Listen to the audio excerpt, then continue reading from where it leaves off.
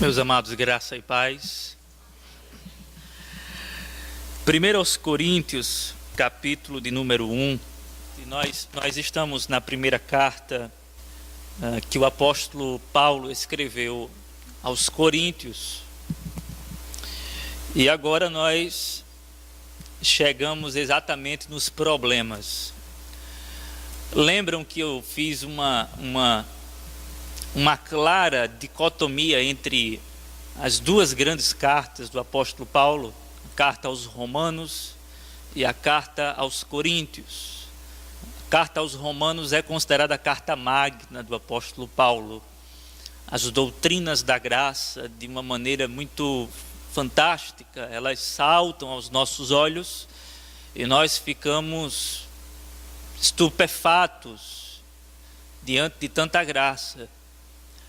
Não que essa primeira carta aos Coríntios não nos comunique graça e não derrame graça sobre as nossas vidas, não. Mas a grande questão é que, enquanto a carta aos Romanos é a carta magna, considerada a carta magna do apóstolo Paulo, a carta aos Coríntios é considerada a carta problemática. E é por causa do seu conteúdo. Seu conteúdo é carregado de problemas. E nós agora chegamos exatamente no início dos problemas. Nós vamos para o princípio das dores. Ainda não é o fim. Não se assuste. É apenas o princípio dos problemas. É apenas o início da aflição. Eu confesso aos irmãos que essa carta, ela tem me dado muita paz, mas ao mesmo tempo tem tirado a minha paz. Que é uma carta cheia de problemas. Então eu convido você, portanto, a sair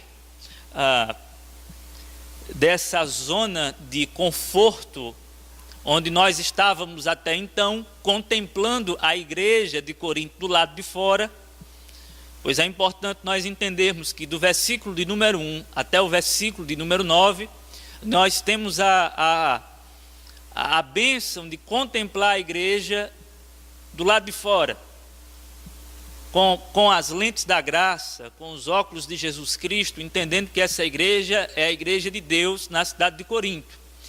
Agora nós iremos sair dessa zona de conforto, nós iremos sair do lado de fora, nós iremos parar de ficar contemplando essa estrutura eclesiástica e Paulo vai nos convidar agora a entrar.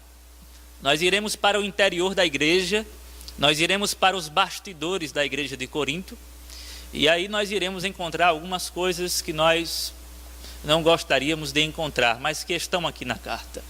Versículo de número 10, capítulo de número 1, o apóstolo Paulo, ele diz assim: irmãos, em nome de nosso Senhor Jesus Cristo, suplico a todos vocês que concordem uns com os outros no que falam, para que não haja divisões entre vocês, antes que todos estejam unidos num só pensamento e num só parecer.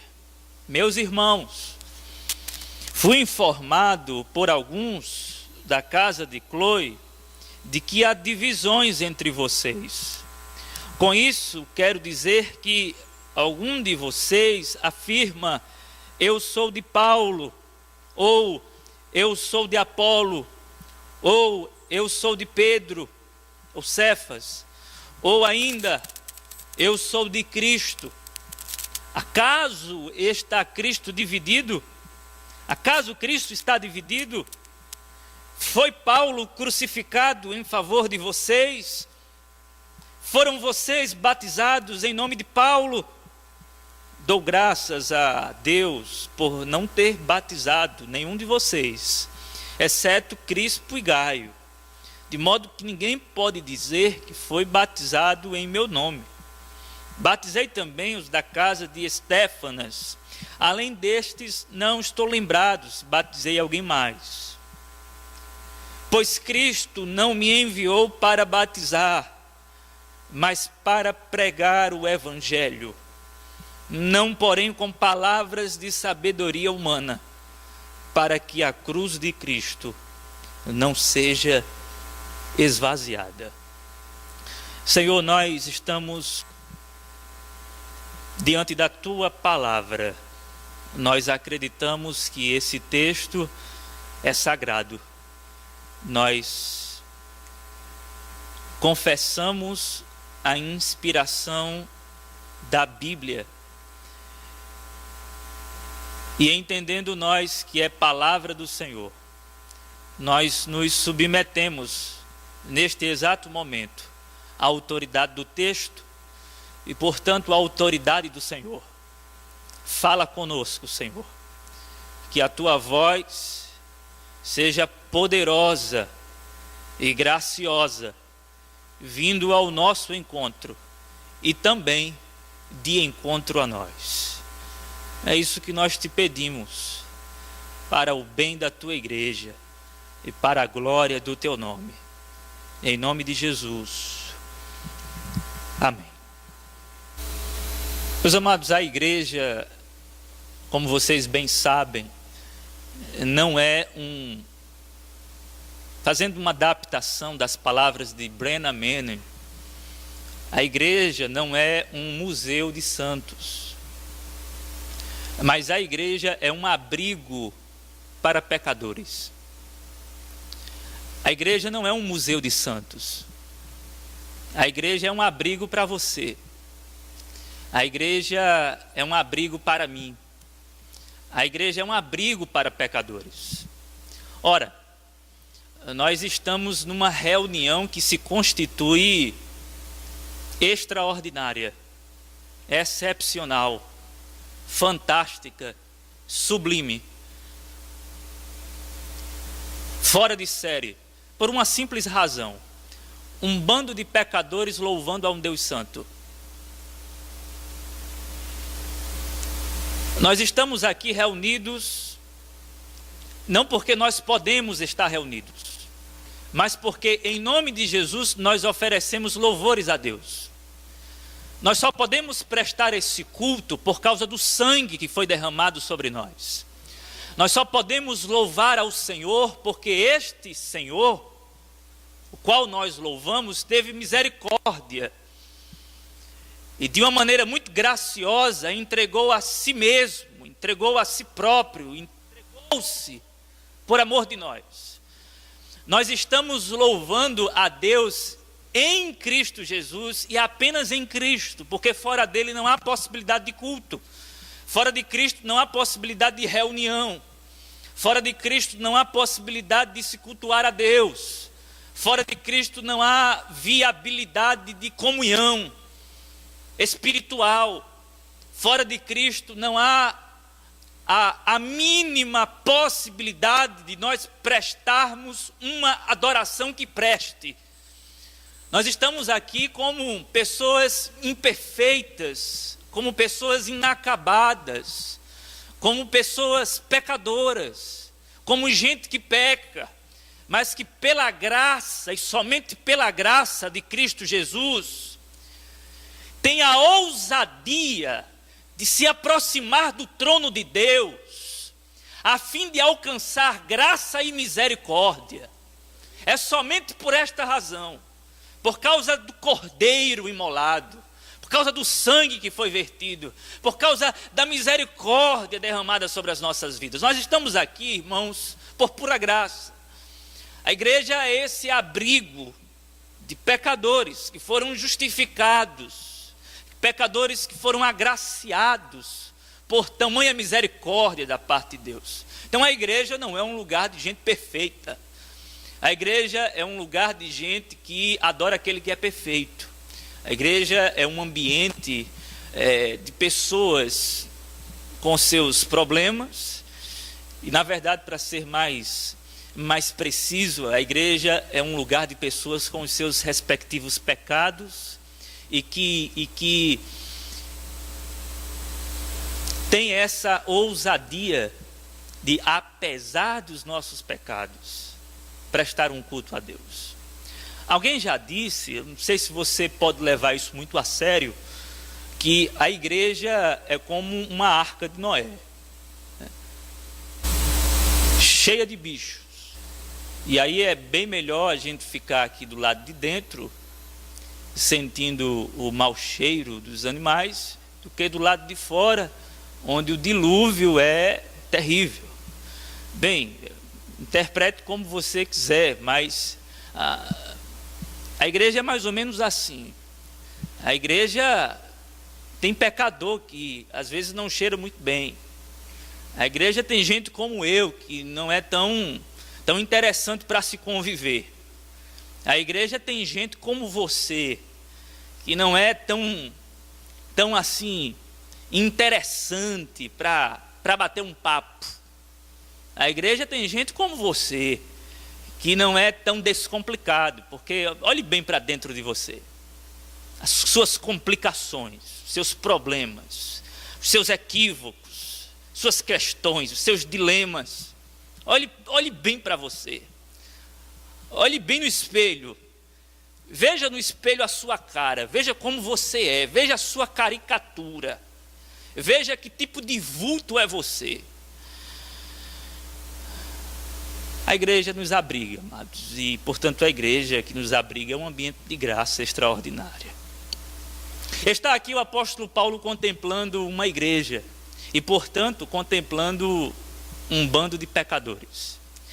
E diga-se de passagem, o apóstolo Paulo está contemplando um bando de pecadores que estão de maneira muito absurda manifestando os seus pecados. Não há aqui, amados, o pecado da hipocrisia espiritual, porque aqui o pecado está muito explícito. Quando a gente olha para o texto, a gente vai ver que o pecado está muito explícito. Não há o pecado aqui da hipocrisia espiritual. Talvez aqui no nosso meio haja, a começar de mim, né? Na verdade, Deus está nos tratando a cada dia, Deus está nos desenrugando a cada dia, Deus está tirando as nossas manchas, mas há resquícios de pecado dentro de nós, em nós e na igreja do Senhor. O apóstolo Paulo está contemplando uma igreja que está explicitamente pecando a céu aberto. Uma igreja que não está correspondendo claramente ao chamado à santidade. Uma igreja que não está desenvolvendo a espiritualidade cristã. Uma igreja que não está andando segundo os passos do mestre. Uma igreja que não está se comportando como deveria. Ele sabe que é a igreja de Deus.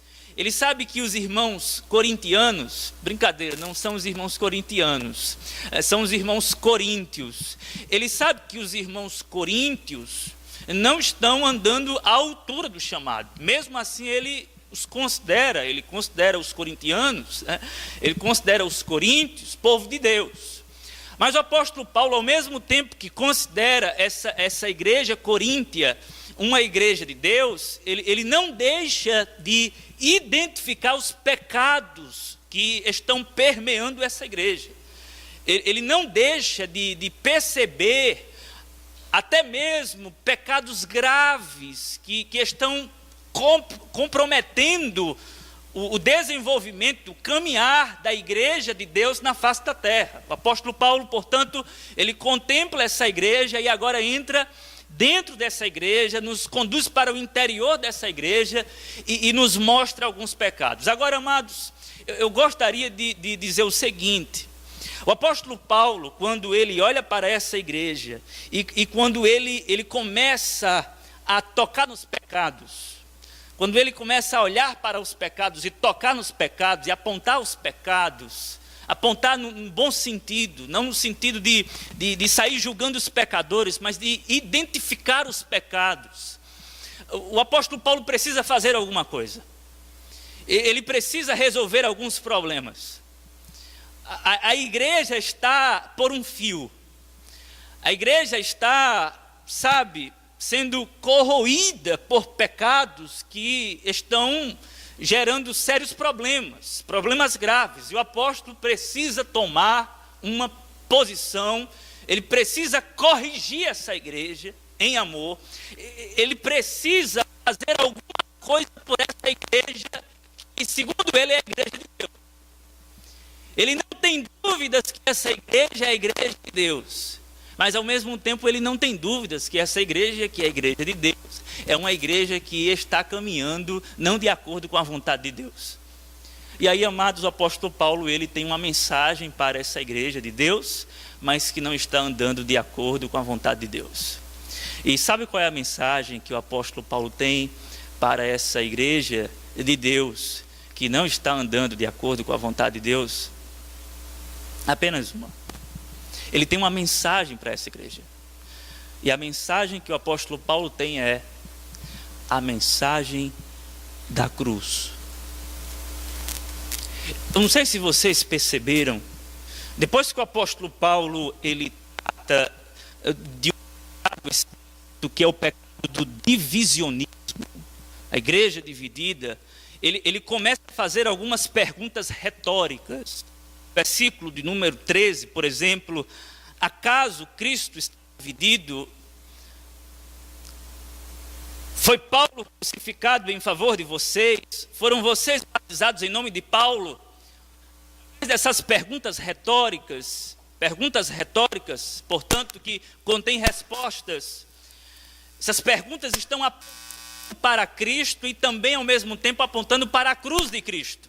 Acaso foi Paulo crucificado? Ele está apontando para a cruz.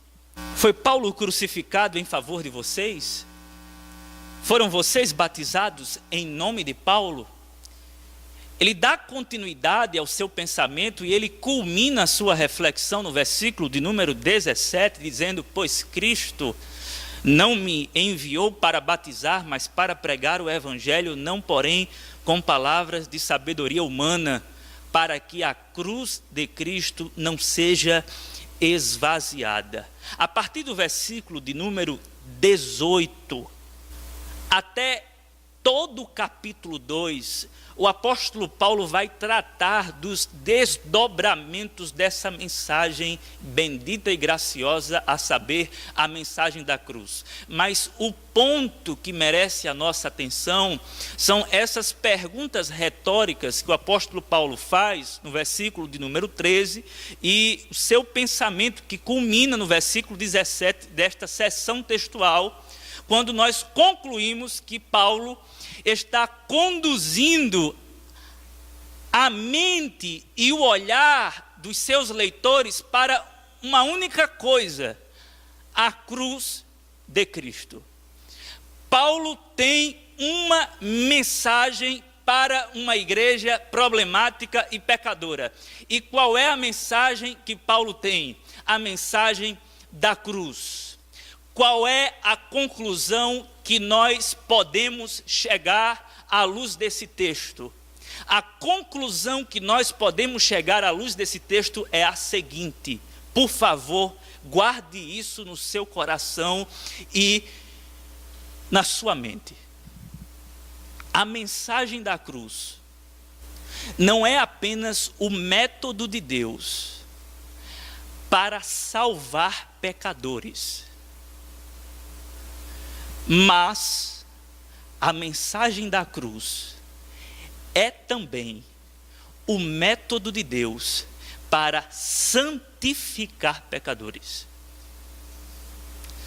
A mensagem da cruz não é o método de Deus apenas para declarar pecadores inocentes, mas a mensagem da cruz também é o método de Deus para santificar pecadores que foram justificados. Com outras palavras, ou em outras palavras, a mensagem da cruz não é o ABC do Evangelho. A mensagem da cruz é o alfabeto do Evangelho. Sendo mais claro, a mensagem da cruz é tudo o que temos. É a única mensagem que nos restou. É a única mensagem que sobrou. Porque é a única mensagem que tem efeito eterno. Porque é a única mensagem que tem eficácia. Porque é a única mensagem que é poderosa. Porque é a única mensagem que não apenas salva pecadores justificando-os, mas que também tem o poder de santificar pecadores justificados. A mensagem da cruz, portanto, não é apenas para quem não conhece a graça de Deus. A mensagem da cruz é também para aqueles que já conheceram a graça de Deus. O apóstolo Paulo está apresentando o método de Deus para santificar uma igreja problemática. E o método de Deus é o mesmo de sempre, a mensagem da cruz. O apóstolo Paulo, ele não tem um método outro. Ele não é um líder do movimento cristão que tem uma sabedoria incrível para contornar problemas com sabedoria de palavra humana. Ele também não é um pregador motivacional. Ele não é alguém, por exemplo, que tem uma mensagem do tipo: irmãos, vocês estão tão desunidos, mas nós somos maiores do que isso. Nós somos melhores do que isso. Então vamos dar as mãos, vamos nos unir, porque nós somos melhores. O apóstolo Paulo, ele não tem uma mensagem motivacional. Ele não tem esse método. Aí ele olha para uma igreja complicada, uma igreja dividida, uma igreja que tem os seus problemas, uma igreja que tem os seus pecados. E quando ele olha para os pecados, ele não tem uma mensagem motivacional dizendo: meus irmãos, vamos passar por cima desses problemas porque nós somos maiores do que eles. Nem tampouco o apóstolo Paulo tem um método legalista, dizendo: acaba com tudo. Essa igreja é do diabo. Essa igreja não pode permanecer. Fecha as portas. Sai todo mundo. Eu vou começar do zero, porque eu quero todo mundo na linha. Eu quero todo mundo no prumo. Eu quero todo mundo andando retinho. Se alguém sair, está expulso. Ele não tem esse método também. Ele tem um único método: a mensagem da cruz. A mensagem da cruz é o método de Deus para combater os pecados da sua própria igreja. Mas por que, amados? E aí eu chamo a sua atenção para o texto. Eu quero arriscar um esboço à luz do texto sagrado. Por que a mensagem da cruz é o método de Deus para santificar pecadores justificados? Em primeiro lugar, porque a mensagem da cruz tem o poder de destruir a intolerância religiosa. A mensagem da cruz tem o poder de destruir o pecado da intolerância religiosa.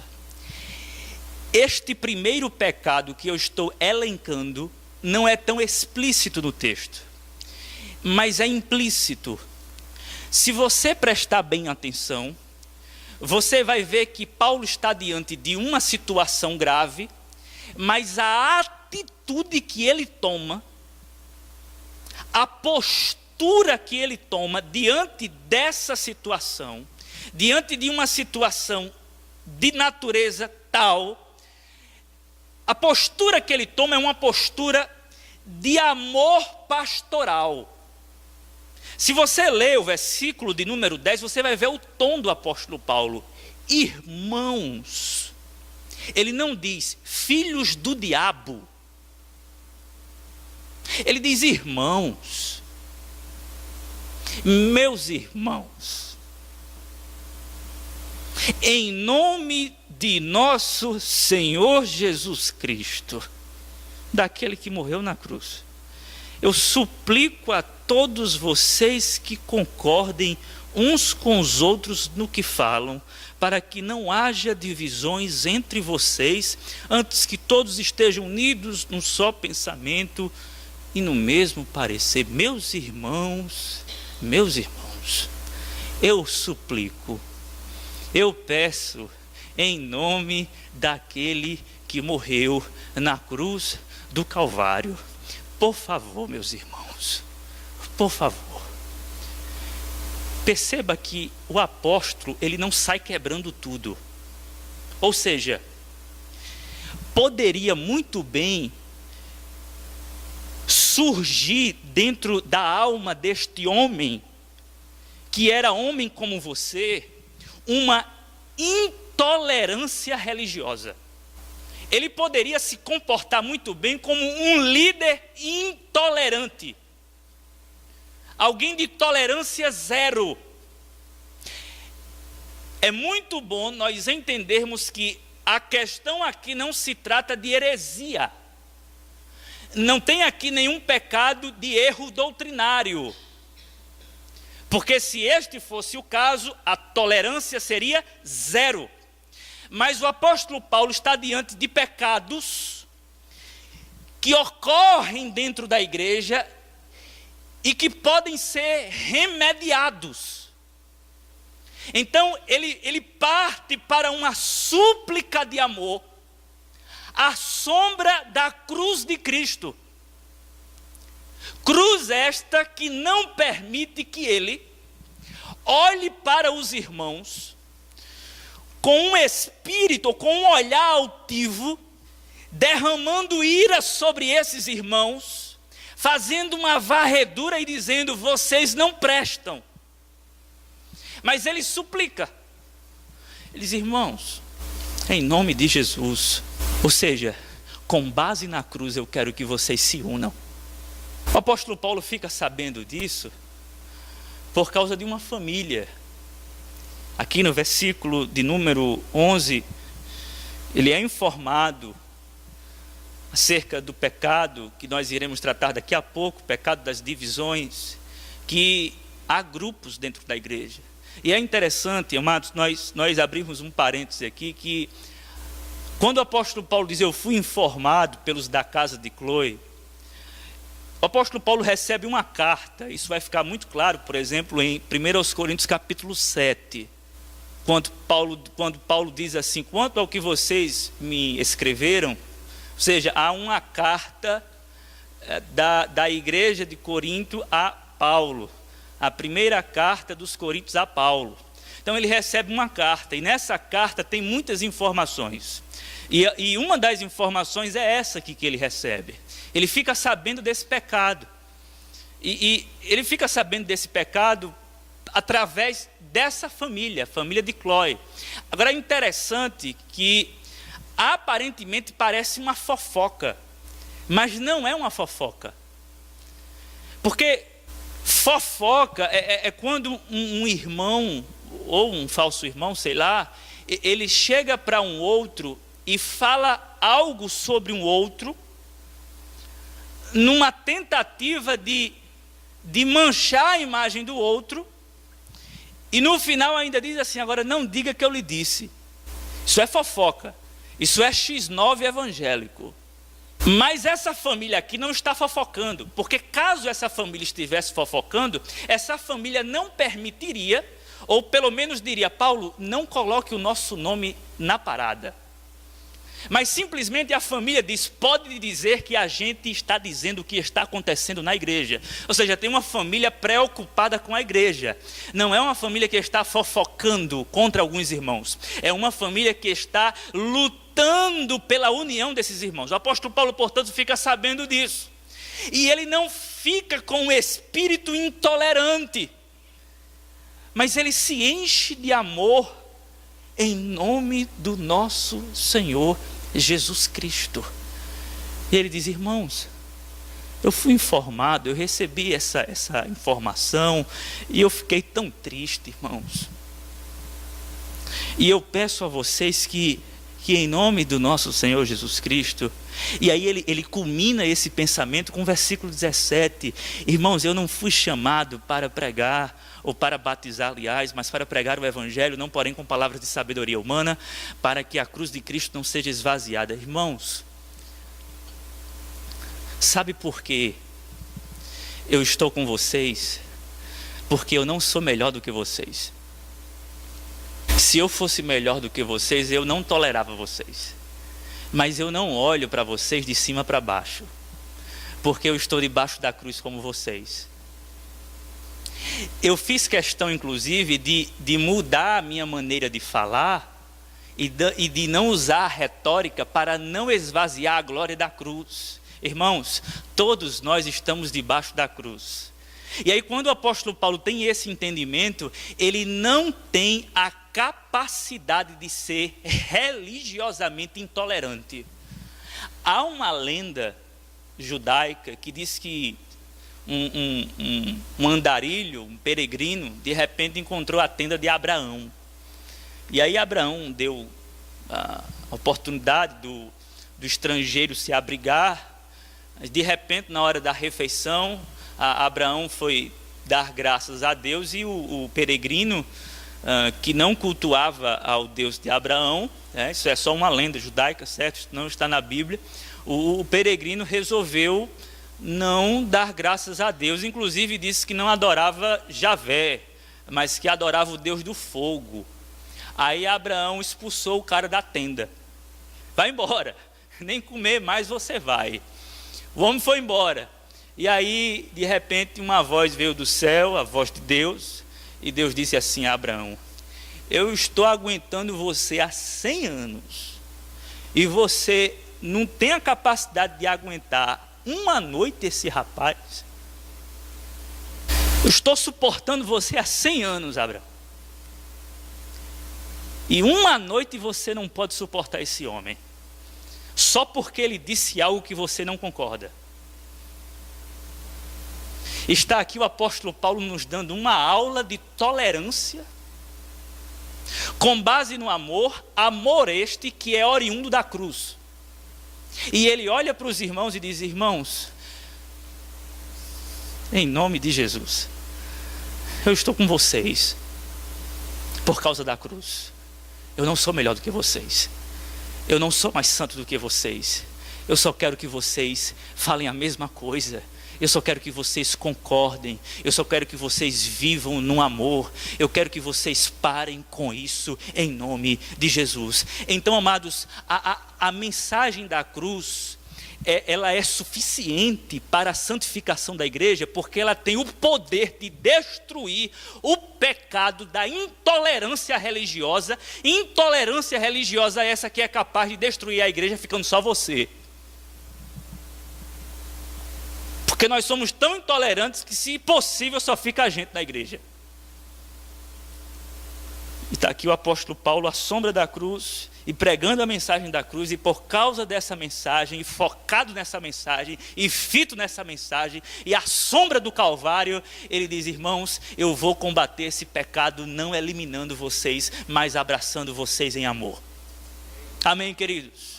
Então, em primeiro lugar, a mensagem da cruz é o método de Deus para santificar a igreja, porque essa mensagem tem o poder de destruir o pecado da intolerância religiosa. Mas, em segundo lugar, amados, esse método, ou seja, a mensagem da cruz é o método de Deus para santificar a igreja de Deus, porque essa mensagem tem o poder de destruir o pecado do divisionismo. Agora nós partimos propriamente para o pecado da divisão explícita. A igreja está literalmente em pedaços. Versículo de número 12. Eu fui informado no versículo 11, ele diz: por uma família entre vocês. E eu quero dizer o seguinte com isso: a igreja está dividida porque uns afirmam: eu sou de Paulo, outros: eu sou de Apolo, outros: eu sou de Pedro, ou ainda: eu sou de Cristo. Bem, nós temos aqui 4 grupos. Eu gostaria que, no momento, você considerasse apenas 3 e deixasse os de Cristo para o final. Nós temos 3 grupos: o de Paulo, o de Apolo e o de Pedro, ou Cefas. A igreja, portanto, está dividida. A igreja está fracionada. A igreja está fragmentada. E essa não é uma característica da igreja de Deus. A igreja de Deus é caracterizada pela união. A igreja de Deus é caracterizada pela comunhão entre os santos. Mas aqui há uma divisão explícita. Aqui há uma clara divisão. O apóstolo Paulo fica sabendo. Facções rivais dentro de uma mesma comunidade. Uns se apegando a Paulo, o fundador da igreja. Outros se apegando a Apolo, o intelectual da igreja, e outros se apegando a Cefas, a pedra da igreja. E obviamente que eu não estou concordando com a teoria que diz que Pedro é a pedra. Eu apenas estou dizendo que muitos estão considerando Pedro como uma rocha firme, já que ele era o grande líder, juntamente com alguns judeus, da igreja judaica cristã. Além do mais, Pedro, tem algumas pessoas que têm uma dificuldade de entender esses 3 grupos, porque Paulo era o fundador da igreja. Além disso, ele era alguém que tinha uma mente enciclopédica, né? Então, dentro dessa cultura coríntia, dentro da cidade de Corinto, você tem um povo que adora a cultura. Você tem um povo que adora a intelectualidade, a sabedoria. Então Paulo não era apenas o fundador da igreja, como era um cara altamente inteligente, um cara que dominava várias línguas e que versava sobre a lei de Deus como ninguém.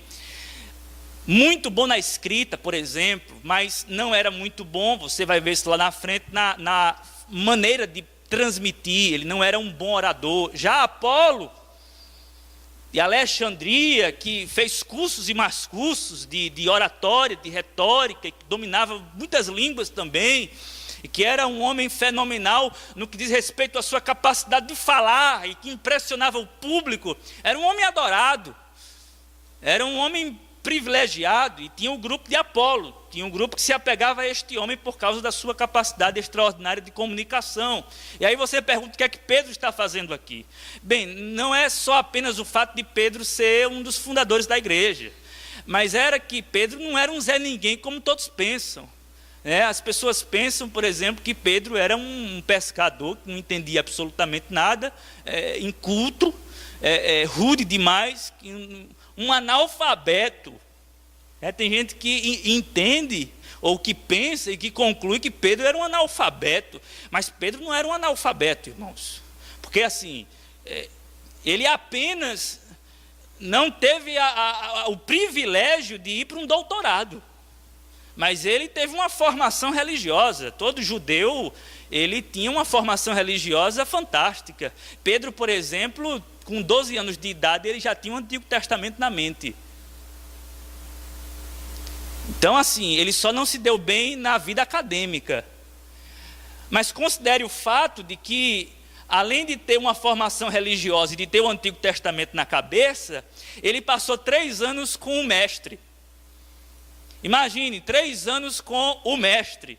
Então, 3 anos de intensivo, bebendo da sabedoria da eternidade. Então você tem um homem com uma capacidade extraordinária também de saber. Então não é uma figura fora, uma carta fora do baralho aqui. É uma personalidade que está em disputa, não por causa deles, mas por causa dos irmãos que estão nessa predileção. Então você tem o pecado do divisionismo na igreja. Então o que é que o apóstolo Paulo faz? Irmãos, vamos dar as mãos, porque nós somos uma igreja unida e não há diferenças entre nós. Nós precisamos resolver essa questão, porque, enfim, não pode continuar assim, senão a igreja vai falir, a igreja vai numa derrocada, num declínio, e a gente não vai conseguir. A gente precisa se unir, dar as mãos, vamos deixar de lado as diferenças. Não. Tem diferenças? Tem. Tem predileções? Tem. Tem gente diferente? Tem. Tem gente que pensa assim? Tem. Tem gente que pensa assado? Tem.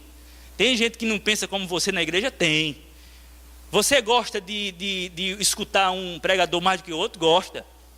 Você tem suas preferências. Agora, isso não pode gerar divisão. Sabe por quê? Porque todos estão nivelados no mesmo terreno do pecado debaixo da cruz. Só isso. Quando o apóstolo Paulo aponta para a cruz, ele está dizendo: meus irmãos, não há diferença entre nós no que tange ao status espiritual. Todos pecaram e todos estão destituídos da glória de Deus, mas pela graça, todos nós agora estamos providos pela mesma graça e, portanto, não deve haver esse tipo de divisão entre nós. A mensagem da cruz tem um efeito poderoso de unir as pessoas apesar das diferenças. Porque o que prevalece nessa mensagem é o fato de que ele aceitou você do jeito que você era e aceitou o outro do jeito que o outro era, aceitou Paulo do jeito que Paulo era, aceitou Apolo do jeito que Apolo era, aceitou Cefas do jeito que Cefas era e aceitou todos os irmãos do jeito que todos os irmãos eram e transformou os irmãos com a mesma porção de graça, de modo que ninguém pode se fragmentar nesse único corpo batizado pela graça de Jesus Cristo. Não existe isso. O apóstolo Paulo vai dizer: acaso está Cristo dividido? Não tem um grupo que tem mais pedaços dele do que o outro. Todos receberam a mesma porção de graça, de misericórdia, de compaixão. Então, meus irmãos, a mensagem da cruz, ela tem o poder de destruir o pecado das divisões dentro da igreja. Quer combater os pecados? Será que nós queremos santificar a igreja? Nós precisamos pregar sempre a mensagem da cruz, porque ela é poderosa, em primeiro lugar, para destruir a intolerância religiosa, e em segundo lugar, ela é poderosa para destruir o pecado do divisionismo. Mas em terceiro lugar, por que esse método? Ou seja, a mensagem da cruz é o método de Deus para santificar a igreja. Porque a mensagem da cruz, ela tem o poder de destruir o pecado da idolatria. Se tem um pecado que está reinando nessa igreja, é o pecado da idolatria. A igreja está dividida, como nós podemos enxergar, em castas essas que estão reunidas em torno de figuras e de personalidades. Uns reverenciando o fundador da igreja, outros reverenciando aquele que é eloquente, outros diante daquele homem que estava com Cristo lá no Monte da Transfiguração. Cefas. Havia um verdadeiro culto às personalidades. Havia uma idolatria reinante naquele lugar. Homens adorando a homens. E é muito importante nós pontuarmos isso aqui, e principalmente dentro do nosso contexto evangélico, porque o pecado que mais ameaça a igreja evangélica brasileira é o pecado da idolatria.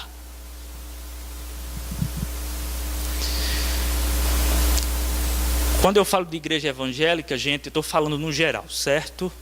Por favor, me compreendam. Hoje eu não entendo, como uma pessoa que se diz evangélica critica católicos por causa de possível pecado de idolatria,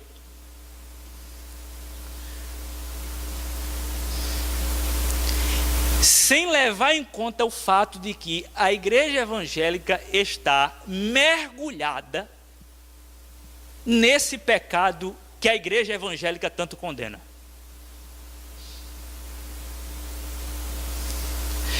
A grande diferença entre evangélicos e católicos é que alguns católicos reverenciam imagens inanimadas e nós cultuamos imagens animadas.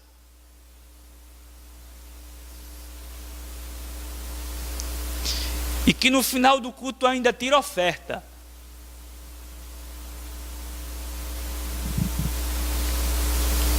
E deixa o povo liso.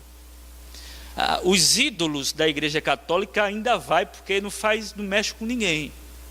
Não tira seu dinheiro, não faz apelo, não faz nada disso. Agora, os líderes da igreja evangélica tiram o último centavo que você tem.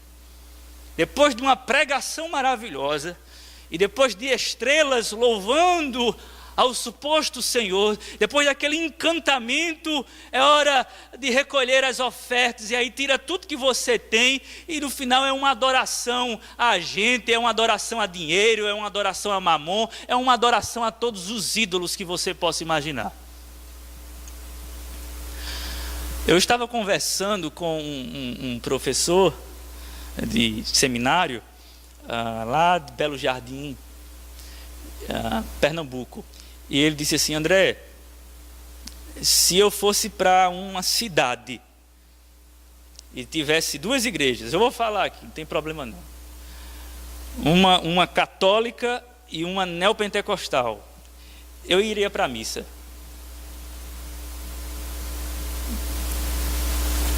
Ele é pastor de uma igreja congregacional. Eu iria para a missa porque pelo menos eu teria a oportunidade de ouvir um texto. Mas num culto neopentecostal, não. Eu não teria a oportunidade de ouvir um texto. Eu iria escutar tudo, menos um texto. Menos a voz do Senhor. Ok, nós estamos falando daqueles que são neopentecostais e que às vezes não faz parte do nosso contexto, mas dentro do nosso contexto reformado também tem muita idolatria. Está vindo o reverendo fulano de tal, vamos todos ouvir o que ele tem a dizer. Irmãos, eu entendo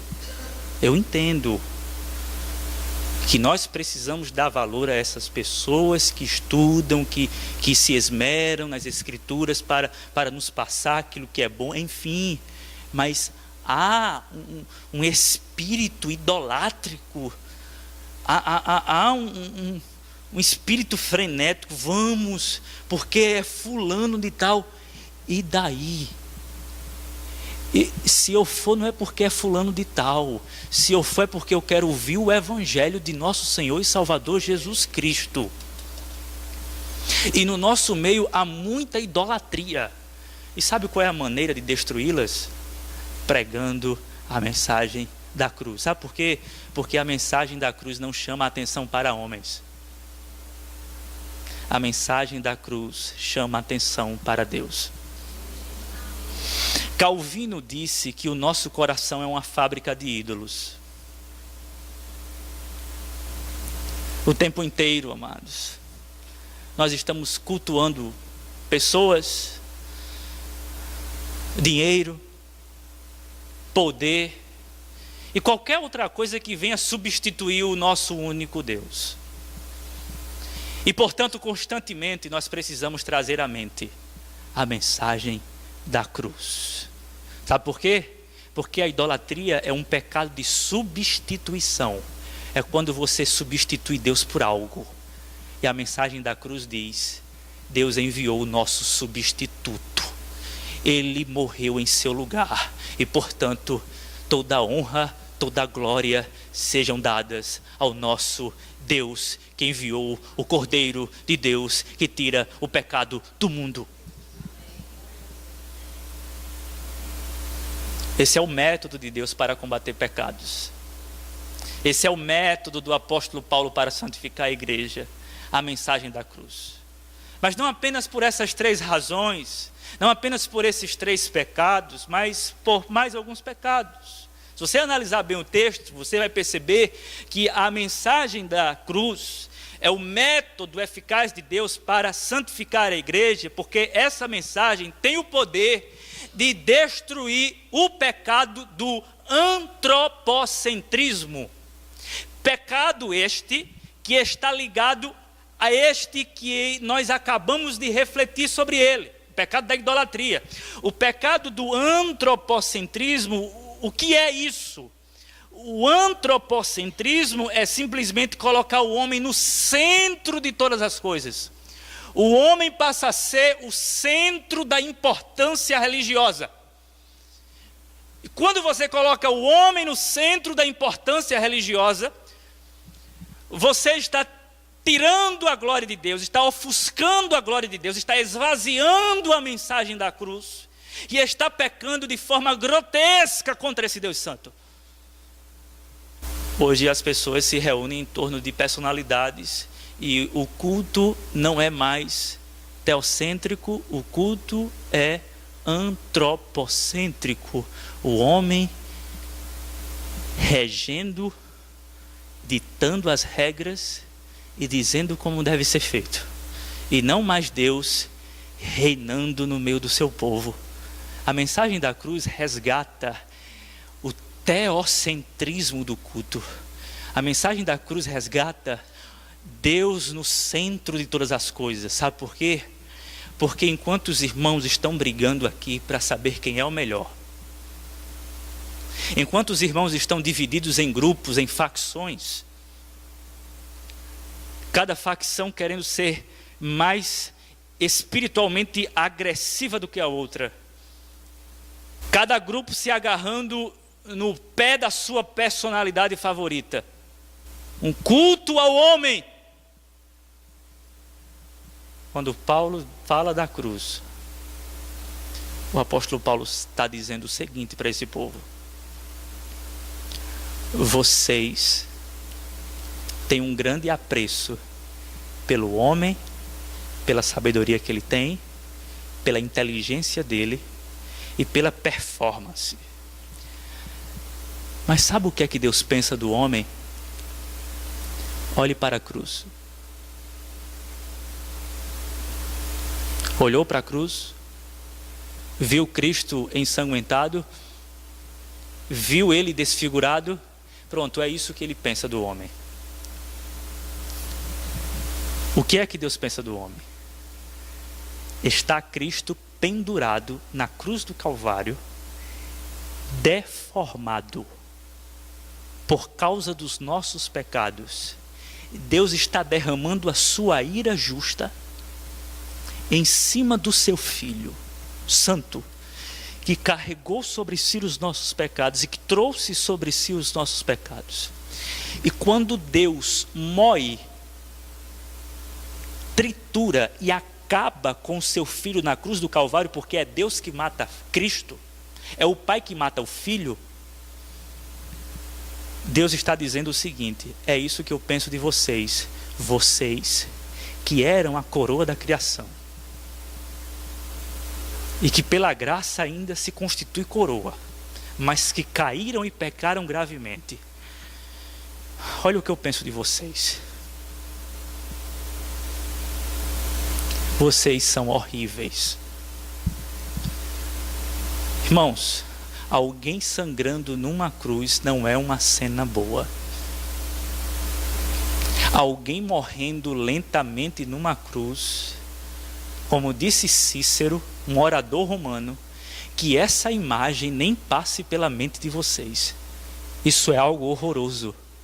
O que Deus está fazendo através de Paulo é o seguinte: chame essa comunidade para contemplar mais uma vez a cruz e o Cristo que está pendurado nela, porque eles vão saber o que é que eu penso do homem. E é isso que eu penso do homem: vocês não valem nada em seus pecados. A cruz acaba com o orgulho do homem. A cruz acaba com a soberba. A cruz, portanto, acaba com o antropocentrismo e traz de volta o Deus que está no centro de todas as coisas. Precisamos, portanto, queridos, pregar a mensagem da cruz constantemente. Em quinto e último lugar, esse é o método de Deus para santificar a igreja, porque essa mensagem, a mensagem da cruz, tem o poder de destruir o orgulho humano. Eu disse que eu ia deixar para o final o quarto grupo. Esse quarto grupo, amados, que aparece aqui, tem uns que dizem eu sou de Cristo. Tem o clube ou o fã-clube de Paulo, tem o fã-clube de Apolo e tem o fã-clube de Cefas. Aí tem um quarto grupo que diz o seguinte: nós não precisamos de líder algum. Aliás, nós estamos acima de qualquer orientação de ordem espiritual, porque nós temos um contato com Cristo, nós temos um contato com Deus, e nós temos uma intimidade com Ele que não precisamos de orientação.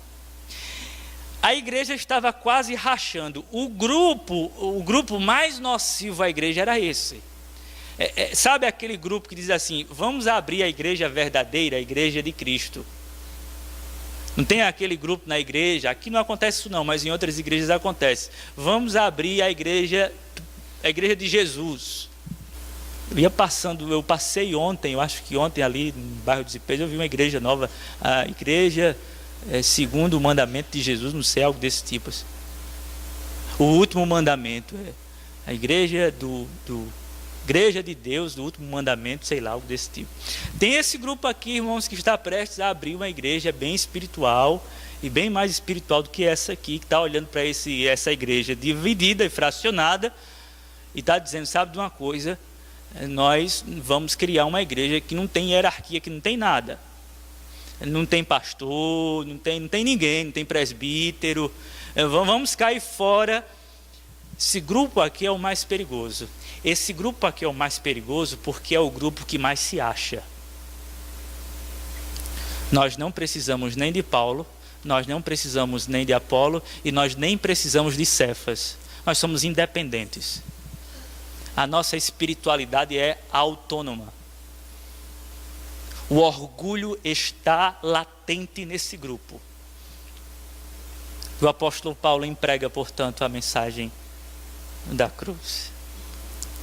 Irmãos, para que tanto orgulho? Irmãos, para que essa atitude? Experimentem ficar à sombra da cruz e vocês vão acabar com isso. Eu li um livro há muito tempo, o título é Amado Timóteo. É um livro de teologia pastoral. Há uma referência a um dos maiores intelectuais do século passado, chamado Carl Henry. E Carl Henry, que foi um dos maiores intelectuais do século passado, cristão, foi abordado por alguém que o considerava muito humilde.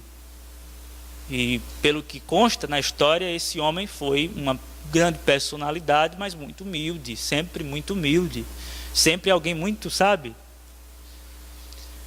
E aí essa pessoa abordou o Carl Henry e disse, doutor, me diga uma coisa, como é que, apesar de tanto conhecimento que o Senhor tem em todos os aspectos, e principalmente assim na Bíblia, apesar dessa mente iluminada que o Senhor tem, apesar dessa inteligência, me diga uma coisa, como é que o Senhor conseguiu se manter tão humilde assim na caminhada? Aí ele olhou para a pessoa e disse assim, mas me diga uma coisa, há a possibilidade de alguém não ser humilde quando vive à sombra da cruz? Existe essa possibilidade? Eu acho que não.